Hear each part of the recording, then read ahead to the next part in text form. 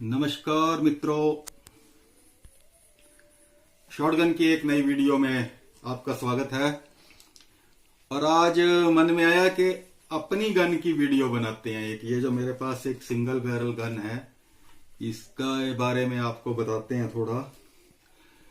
तो सबसे पहले तो ये गन बहुत पुरानी है, ये 1976 की बनी हुई है और ये पहले पापा के पास होती थी और 1996 से ये मेरे नाम पे है लाइसेंस इसका, क्योंकि बचपन से गन का शौक था मेरे को।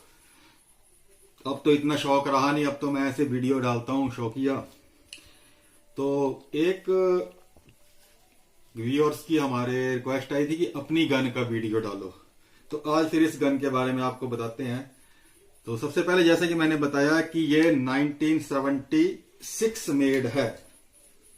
तो यहां देखेंगे हम,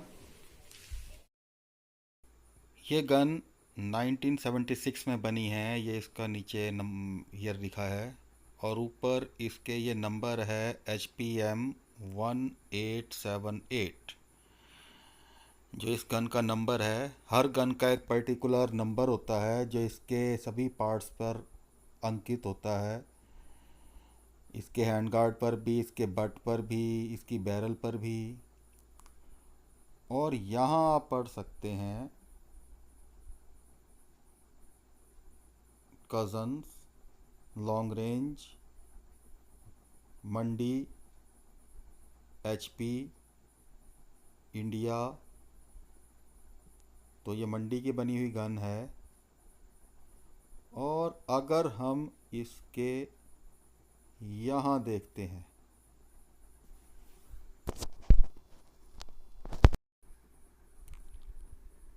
यहाँ पर NP लिखा है, जिसका मतलब शायद नेशनल परमिट या नॉन प्रोहिबिटेड वेपन ये हो सकता है।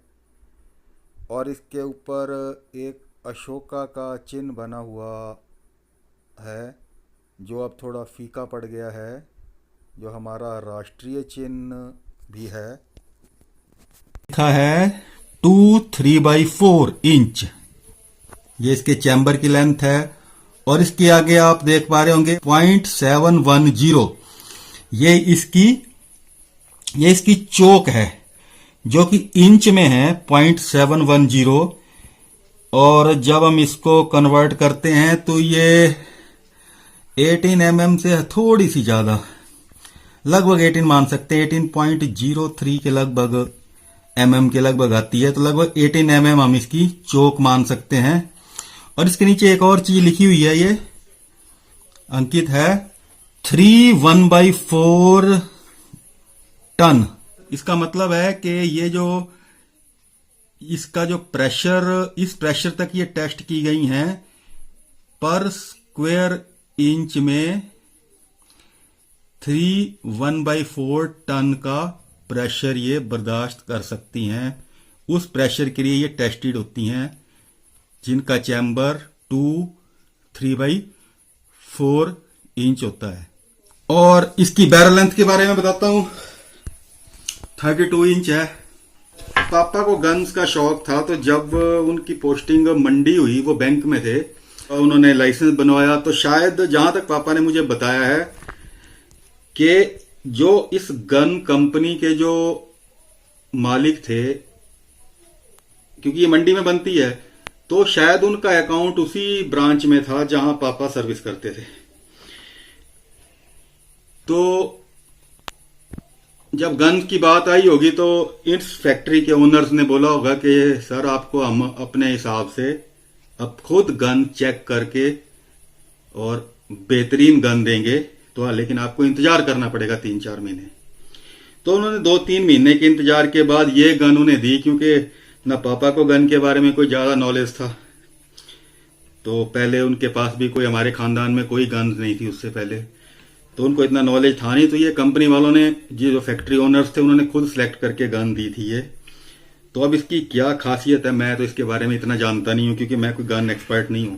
लेकिन इस गन को क्योंकि मैंने भी चलाया और पापा ने भी चलाया, तो इसकी कुछ खास बातें मैं आपको बताता हूं। क्योंकि ये गन 1976 की बनी हुई है, तो आज हम 2021 में हैं, तो मेरे हिसाब से 45 इयर्स हो गए शायद। पिछले 45 इयर्स में इस गन में कभी कोई प्रॉब्लम नहीं आई। हाँ 2 बार इसकी ब्राउनिंग हुई है, लेकिन इसकी कहीं भी कोई भी पार्ट इसका खराब नहीं हुआ आज तक। जहां तक मुझे याद है एक बार शायद इसका कोई लॉक अड़ गया था कुछ, लेकिन वो कोई खास प्रॉब्लम नहीं थी, वो बड़ी आसानी से ठीक कर दिया था। कोई पार्ट इसका खराब नहीं हुआ। और एक और इसकी खास बात यह है कि इसका ये हैमर जो है ये इतना हार्ड है कि इसको कोई छोटा बच्चा नहीं उठा सकता, ये हार्ड है। पिछले 25 सालों से मैं इस गन को चला रहा हूं और जहां तक मुझे याद है इसने सिर्फ 1 मिसफायर किया है, नहीं 2 मिसफायर किए हैं। एक ऑर्डिनेंस का कारतूस आईओएफ का स्पेशल जो 4 नंबर था वो मिसफायर हुआ है, और एक मैंने ब्लैंक कारतूस चलाए थे इसमें, वो हल्की कंपनी का था, तो वो मिसफायर हुआ, तो उसको तो हम गिनेंगे नहीं। लेकिन ऑर्डिनेंस का सिर्फ एक कारतूस मिसफायर हुआ है। इसका फायरिंग पिन इतना जबरदस्त है कि ये अगर कोई अच्छी कंपनी का कारतूस नहीं है और उसकी कैप जो है, जो उसकी प्राइमर या जो भी हम उसको बोलते हैं, अगर वो हल्का लगा हुआ है तो उसको ये बुरी तरह से फाड़ देता है। कई बार तो बारूद की चिंगारियां उसकी यहां से जब कैप पूरी फट जाती है तो 1-2 बार तो चिंगारियां मेरी आंखों में आई, इसीलिए हल्के कारतूस चलाने से मैं थोड़ा डरता हूं। और उसका पता नहीं क्या कारण है, क्यों मिसफायर नहीं हुआ। एक तो ज्यादातर हमने अच्छी कंपनी के कारतूस यूज किए, और अपने कारतूसों को हम कैसे रखते हैं वो भी आपको मैं बताना चाहूंगा। ये बॉक्स है एक, और ये बॉक्स भी लगभग उतना ही पुराना है जितनी पुरानी ये गन है। शायद उसके ये भी 1976-77 के आसपास, जब हम मंडी में रहते थे हिमाचल के, तो वहां एक मिस्त्री जी थे हमारे घर के पास, तो उन्होंने ये बॉक्स बना के दिया था, और आज तक भी ये अच्छी कंडीशन में है। और ये क्योंकि हमारे पापा के पास जो लाइसेंस था उस पर सिर्फ 25 कारतूस अलाउड थे, तो उनका सेल्फ प्रोटेक्शन का था 25 कारतूस, एट ए टाइम 25 रख सकते थे, और हम रखते भी 25 ही थे उस टाइम पे। कभी भी हम ज्यादा कारतूस नहीं रखते थे, जो कि हमें कानूनन अलाउड नहीं था। हालांकि अब जो मैंने अपनी लिमिट बढ़ाई है, तो मेरे पास अब जो नई लिमिट के अकॉर्डिंग मैं 100 कारतूस शायद रख सकता हूं, जो मेरे लाइसेंस पे अंकित है। तो इतने सावधानी से हम कारतूस रखते थे। जैसे ये मैंने इसमें कारतूस रखे हुए हैं कुछ, तो मॉइस्चर से ये बचे रहते थे, मॉइस्चर से बचे रहते थे ये, तो शायद उस वजह से मिसफायर नहीं हुआ। तो अब क्यों मिसफायर नहीं करती है ये गन, मुझे इसके बारे में नहीं पता। बाकी गन को थोड़ा सावधानी के साथ रखना पड़ता है, इसकी थोड़ी केयर करनी पड़ती है, खासकर बरसात के दिन में जब नमी होती है तो इसको प्रॉपर ऑयलिंग करके रखा जाता है। मेरे पास जो एयर गन्स हैं उनको भी मैं ऑयलिंग करता हूँ बरसात के दिनों में, और जब कभी धूप निकले तब इसको बरसात में थोड़ी धूप भी लगाई जाती है, और ऐसी जगह रखते हैं जहाँ पर कि कोई ज़्यादा मॉइस्चर इसमें ना लगे। हाँ, एक बात बताना भूल गया था कि एक बार इस गन का हमें बट स्टॉक जो है ये मैंने एक बार इसको चेंज करवाया है, क्योंकि ये थोड़ा क्रैक हो गया हुआ था। बाकी ये अपनी ओरिजिनल कंडीशन में है। तो उतना सा आपको मैंने अपना नॉलेज शेयर किया है और अपनी गन के बारे में आपको मैंने बताया है।